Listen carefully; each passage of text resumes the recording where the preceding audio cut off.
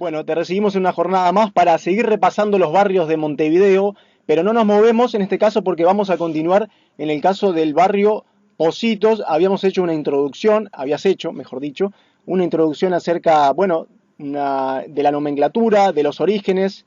Me quedó muy picando la idea de dónde viene el nombre Pocitos, justamente, de que justamente se realizaban pocitos por parte de las lavanderas. Hiciste un relato también de la utilización de tunas para colgar la ropa y demás, toda una introducción interesante que la pueden volver a escuchar en nuestro canal de YouTube, pero hoy continuamos acerca justamente de la construcción de Pocitos. Bueno, justamente como todo, todo en Pocitos, en algunos barrios se ha dado, pero en Pocitos creo yo que se ha dado mucho más ese contraste por momentos violentos entre la gente humilde, la gente trabajadora, la gente común y corriente de pueblo, incluidas las humildes lavanderas, que fueron un poco las fundadoras Uh-huh. del lugar, junto con los agricultores.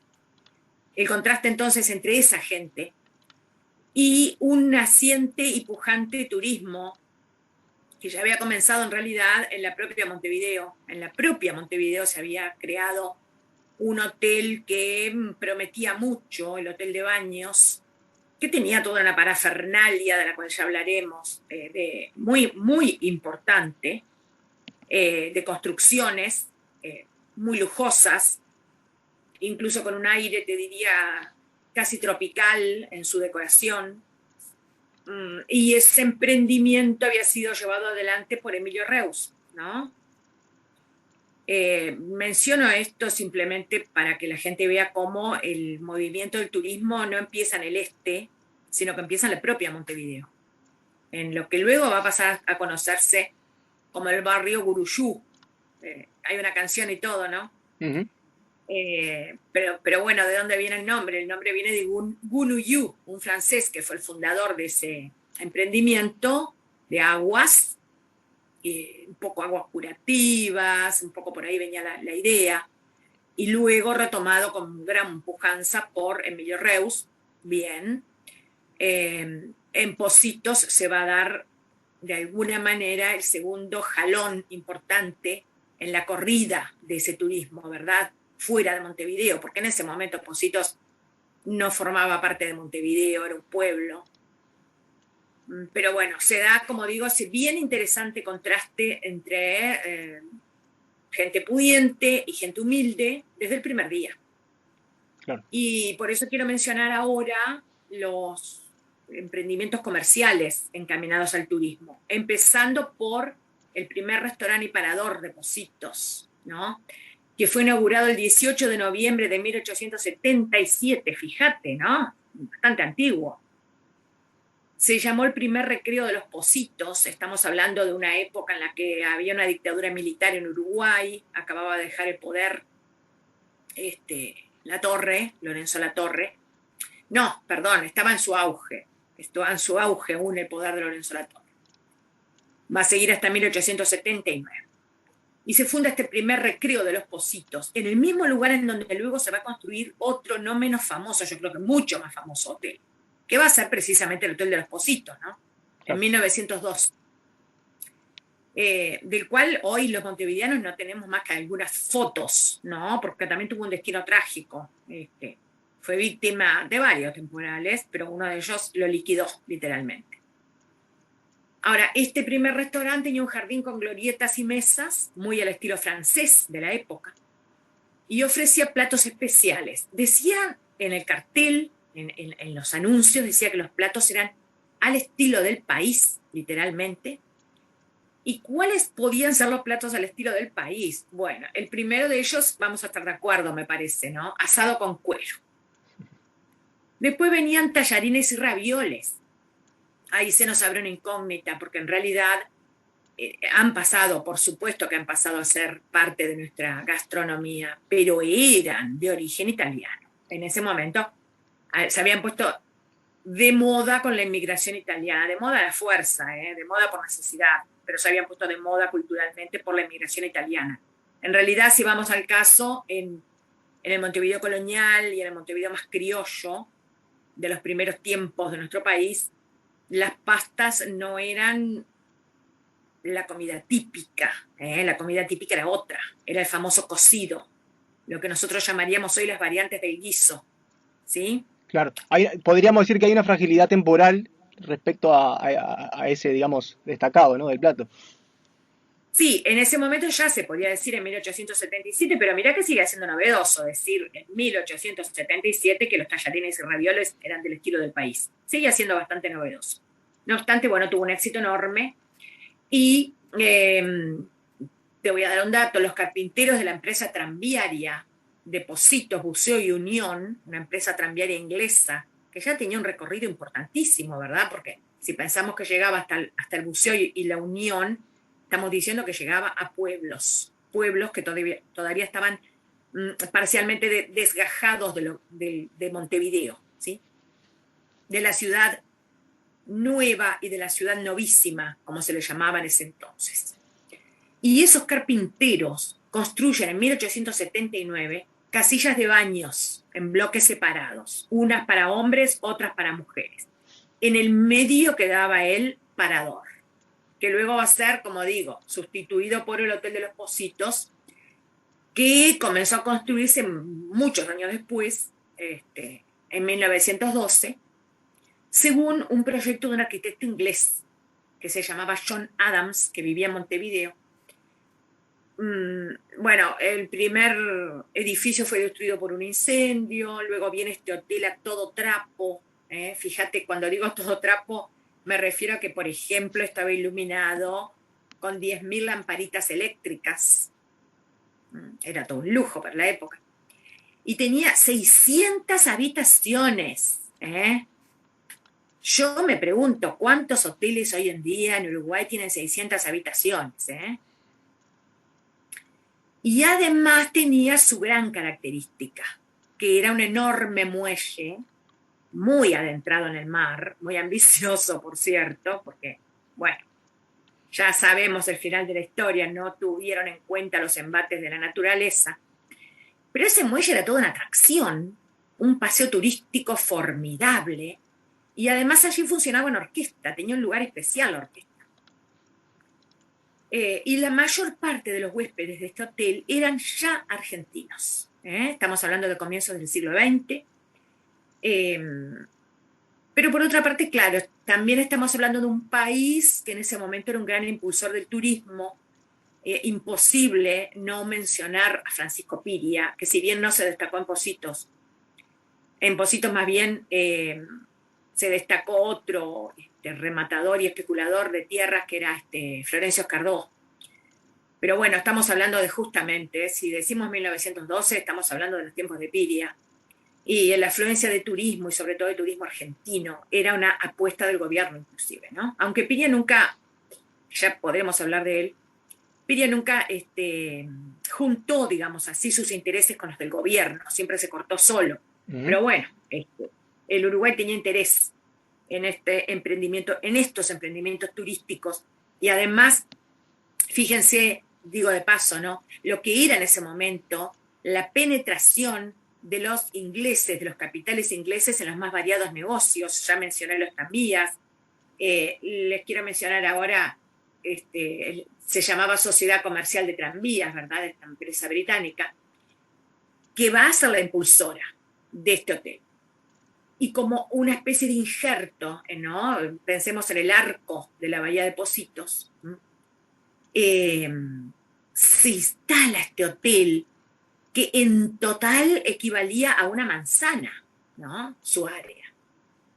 Y como les conté, bueno, en 1923 un violento temporal destruye el muelle del hotel y gran parte de las terrazas, se repara, y en 1935 otro temporal lo termina de liquidar, pero ya en 1935 se había terminado Positos como lugar de afluencia turística. Ya en 1935 estamos hablando, sí, claramente del este, de un movimiento hacia el este. También quiero recordar a la audiencia que en 1933 se inauguró el Hotel Argentino de Piriápolis. Claro. Pero bueno, me quedé con la idea, sí. Marcia, de las inversiones inglesas, y claro que justamente también se da en el final, podríamos decir a grandes rasgos, del final del poderío mundial de Inglaterra, ¿no? Y ya como traspasándole el mando a Estados Unidos, ¿no? A nivel mundial, digo. Ah, sí, sí, a esa altura sí. O Claro, sea, podemos decir que hacia el 900 ya se da ese parteaguas, sí, ¿no? Por el cual, bueno, sí, empieza a mermar el poderío de los negocios ingleses y empiezan a ser sustituidos por capitales norteamericanos. Sí, claro. Bueno, ya que estamos también, entonces recordar que en 1898 se produce, bueno, la independencia de Cuba, pero de alguna manera también el tutelaje, ¿no? O el protectorado, más que nada el tutelaje de Estados Unidos sobre Cuba, precisamente. claro. Y entonces, bueno, 2 años después ya la arremetida de Estados Unidos sobre América Latina va a ser muy, muy importante. Pero volviendo entonces a los emprendimientos turísticos, nos vamos a ir un poco más atrás, ¿eh? Nos vamos a ir a otro restaurante que fue famoso en su momento, que se abre en 1882, ¿m? Y era el restaurante francés del señor Lédé. Lédé era el apellido. También, por supuesto, si nos hemos vuelto para atrás en el tiempo, como 30 años, es lógico pensar que seguía, en ese momento seguía el flujo de veraneantes argentinos, ¿m? Que llegaban con el doble incentivo, ¿no? De, bueno, pasar en Montevideo, su temporada estival, pero además el incentivo de nuestras playas. Hoy en día cuesta pensar en eso en referencia a Montevideo. Eh, Habría que hacer un estudio verdaderamente, ¿no? De quiénes son y quiénes en verdad frecuentan las playas de Montevideo en verano, pero por cierto que no son turistas argentinos. Recuerdo yo, y lo digo como anécdota para la audiencia, una visitante cubana precisamente, hace como 5 años de esto, una gran poeta y escritora cubana, vino a Montevideo de visita, la llevamos a recorrer nuestra Rambla, que verdaderamente nuestra Rambla es prodigiosa, y quedó fascinada y advirtió la calidad de nuestras playas y le parecieron fascinantes. Estoy hablando de, obviamente, ¿no? Por lo menos desde la Ramírez hasta, no sé, hasta la Mulata, creo que la llevamos. Quedó fascinada con esas playas, aun cuando, a ver, convengamos en que las playas de los cubanos son alucinantes, sencillamente. Ujú. Y me pregunta, pero dime una cosa, ¿y la gente viene a bañarse en estas playas? Sí, sí, le dije yo, viene mucha gente. Y no podía creer. Me dice, pero cruzan en traje de baño. Sí, sí. Claro, porque acá tengo que explicarle a la audiencia que en La Habana, lo que hay es un malecón. La gente no hace playa. Claro. No hay playa propiamente. Lo que hay es varadero y después son las playas alucinantes del Caribe que mejor ni hablar. Pero en La Habana no hay eso, hay un malecón. Entonces esta mujer quedó admiradísima. Sin embargo, vuelvo a repetir, bueno, hay que tener en cuenta que ese movimiento turístico va a cambiar pronto. Pero volviendo al señor Lede, este hombre inaugura el 25 de diciembre de 1882 su restaurante. Y otra cosa que quiero aclarar. A veces nos confundimos porque hubo dos hoteles de Los Pocitos. El primer hotel fue el Playa de Los Pocitos, el más viejo, el más, si se quiere, humilde, no era humilde, pero bueno, sencillo. Playa de Los Pocitos. Y después recién viene el Hotel de Los Pocitos y a veces nos confundimos. Bueno, este hombre inaugura con un espléndido baile en un salón destinado al restaurante que tenía, mirá, tenía el techo de madera pintado de color lila y estaba alumbrado por 64 picos, pero no de electricidad, sino de gas neumático. ¿Qué es esto? Bueno, esto corresponde a la época, ¿no? En los años 80 del siglo XIX no existía aún la electricidad y por lo tanto lo que había era alumbrado a gas, también traído por empresas británicas. Bueno, y este hombre le pone 64 picos y también pone 2 departamentos de señoras y de hombres. Y por supuesto, los almuerzos eran por todo lo alto. Acá sí lo voy a contar. Había 3 platos, lo cuento para que un poco podamos, porque en estos pequeños detalles, Diego, es donde a veces uno capta el ambiente cultural de una época, y de lo contrario no lo captás, lo perdés. Ujú. Eh, Eran 3 platos: postre, pan y vino. Se servía café con leche, chocolate, café negro, ajenjo, la famosa bebida de los parisinos que luego resultó ser tóxica y alucinante, alucinante en el sentido literal. Se servía bitter, yo no sé exactamente qué es el bitter, pero es una especie de vermut, y refrescos de todas clases. No existían obviamente los refrescos gaseosos, eh, refresco de horchata, es decir, refrescos hechos con plantas, en una palabra, y vino soporte Jerez. Había que llegar. ¿De qué manera llegaba la gente a Pocitos? Esa es una buena pregunta. Obviamente en tranvía. Salía de la Plaza Independencia el tranvía, y en ese momento costaba 20 centésimos ida y vuelta. Pero, además, la empresa británica incluía en ese precio la ocupación de una casilla de baño, con lo cual imagínate que, por eso hablé del contraste cuando empezamos esta columna. Bueno, la gente humilde también acudía por poca plata, por 20 centésimos, a la playa de los Pocitos, y tenía derecho a ocupar una casilla de baño.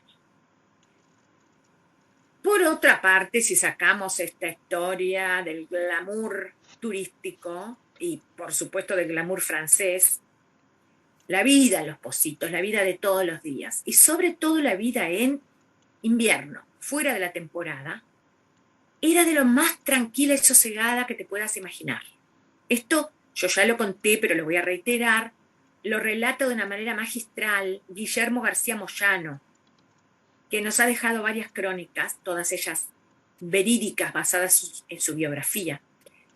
Y él, siendo un niño de 9 años más o menos, se va a vivir a los Pocitos. Entonces nos cuenta que todo era sosegado, todo era lleno de pereza, de lentitud, no había prisa, no había esa vida, bueno, de alto estrés que llevamos hoy en día. No eran esclavos del reloj, y mucho menos en Pocitos. Pero además, fíjate que en 1887, advirtamos la fecha, ya se empiezan a realizar regatas en Pocitos. Quiere decir que, y en el buceo, quiere decir que esto va a ser el germen de alguna manera del Yacht Club. Claro. Bueno, y todavía, mira, podría seguir muchísimo más, no sé cuánto tiempo tenemos, pero por lo menos mencionar otro balneario. Dale. El 1 de enero de 1888, ya estamos avanzando en el tiempo, queda inaugurado el Gran Hotel Balneario de los Argentinos. Yo sé que esto es como para hacerse un buen lío, porque también podemos confundirlo con el Argentino Hotel, ¿no? Bueno, pues no tiene nada que ver. Y te digo dónde fue inaugurado: en la esquina de las actuales calles Chucarro y Pereira. El Gran Hotel Balneario de los Argentinos. Por supuesto, el director de las obras fue ese personaje que mencioné anteriormente, Florencio Escardó, que era una especie de Piria en Pocitos. Bueno, hizo una fiesta inaugural este hombre. Bueno, yo me imagino que Piria debía seguir atentamente todas sus idas y venidas, por más que Piria ya en esa época estaba lanzando sus propios remates, ¿no?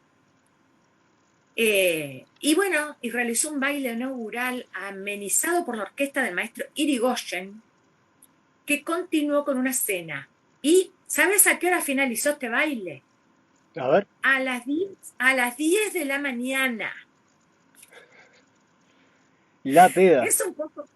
Por eso digo que en estos detalles está la vida, la verdadera vida, que se nos escapa cuando leemos muy por arriba la historia. Claro. Porque una vez se puede imaginar que esta gente era medio solemne, medio aburrida, medio pacata. No lo era en absoluto. Yo no sé si hoy en día un baile dura hasta las 10 de la mañana. A pesar de todo, a pesar de que se dice que nuestra sociedad y nuestra juventud es muy noctámbula y que permanece en sus fiestas y en sus salidas muchísimo tiempo más que los europeos. Bueno, pero hasta las 10 de la mañana, en fin. Y que se salía Y temprano, después, ¿no? pero claro, imagínate, se empezaba con una cena que ponele que sería a las 9 de la noche, a las 10 de la noche. Claro. Sí, sí.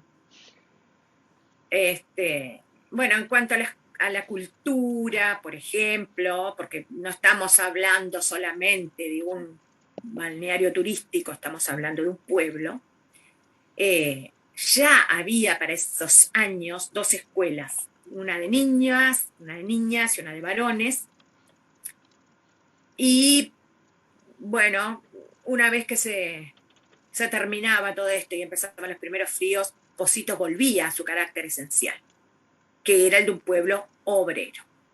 ¿Mm? Interesante recordarlo hoy en día, ¿no? Un pueblo obrero.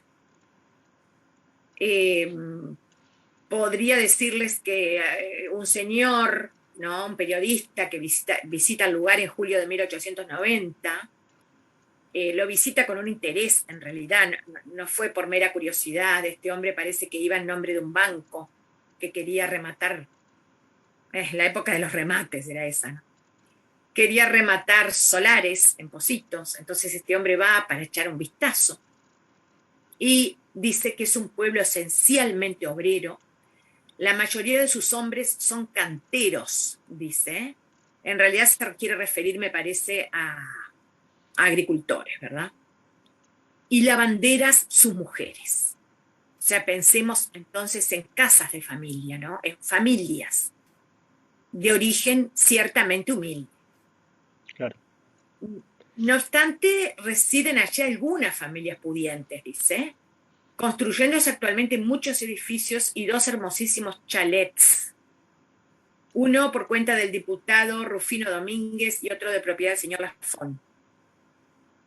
O sea, bueno, empieza tímidamente a desenvolver ese carácter que luego tendrá de viviendas, bueno, bastante importantes, bastante fastuosas, ¿no? Eh, bueno, había negocios, había tiendas, la vida diaria, la de todos los días, sí era, como te digo, ahí sí podríamos decir que no había diversión de ningún tipo, no había bailes barriales, había ciertos locales, incluso se llegó a abrir un teatro, pero esto es todo a escala modesta, esto es todo a escala obrera, esto no tiene nada que ver con lo que dijimos anteriormente. La policía mandaba apagar los faroles a las 11 de la noche. La primera policía estuvo en la calle Pereira, también lo digo como dato. Había 18 almacenes, 3 carnicerías, 3 bares con billar y una botica. Claro. Bueno, Y Marcia, ¿te parece de ir? No sé si querés abrir otro capítulo para la siguiente o querés darle un no, cierre. no, no, no. Me parece que está bien. Yo diría de ir cerrando por acá. Me Bien. parece que hemos dado unas cuantas pinceladas culturales que le van a permitir a los oyentes captar la atmósfera de la época, que eso es lo más difícil de captar en general, como digo. Quiero anunciar, sí, que en octubre empieza el último curso breve del año, Diego. Dale, buenísimo, Marcia. Ya iba a ir a eso. Te iba a pedir que nos actualices acerca de la información de todos los cursos. El de, por ejemplo, que tengo anotado, José Enrique Rodó, ¿está en marcha? Bueno, en realidad queda una última clase este miércoles, Pero, mañana. pero que igual, si alguien se quiere sumar a esa última clase, las anteriores las puede recibir y se complementa todo, ¿no? Sí, y más te digo, va a salir beneficiado quien se sume, porque eran 2 clases, pero yo abrí una tercera clase sin costo adicional. Porque mira, Diego, resultó tan apasionante el tema de Rodó que no lo pudimos agotar en 2 clases. Claro, Así claro. que si alguien se quiere sumar a la tercera clase, la va a tener sin costo. Es decir, va a tener solo que pagar el costo de las 2 primeras clases, pero va a recibir a cambio 3 clases grabadas y todo el material. Buenísimo. Y todo aquel interesado los invitamos a que se sumen a través del número WhatsApp, SMS, llamada, lo que les quede más cómodo, el 098-819-306. Repetimos, 098-819-306. También se pueden comunicar a través del mail, ¿no, Marcia? Sí, sí, también. Collazo Marcia. Ahí va, collazomarcia@gmail.com. Todo junto y todo en minúscula, sin problemas, así se pueden contactar con Marcia. Y nos decías, Marcia, acerca del último de octubre, el último del año, el último Bueno, curso breve. el último curso breve va a ser sobre Artigas en Paraguay. Con eso cerramos por este año nuestra, ¿cómo voy a decir? Nuestra mirada sobre Artigas. Este año hicimos ya 3 cursos sobre Artigas. Buenísimo. Cerramos con este curso sobre Artigas en Paraguay. 2 clases nada más. Dale. Y no adelantamos nada para lo que viene, pero dejaste picando algo por ahí que podrían dar, que no sé si va a ser, acerca de la Sí. posibilidad de arrancar con el buceo, pero no adelantemos nada. Dejemos para la próxima. Bueno, el buceo o Villa Dolores, pero bueno, vemos, tiramos una moneda. Dale, a ver qué dicen los oyentes, que seguramente siempre están copados y están dejando sus mensajes. Te mando un beso grande, Marcia, y gracias por siempre estar a disposición de La Mañana en Camino. Gracias a ustedes, un abrazo.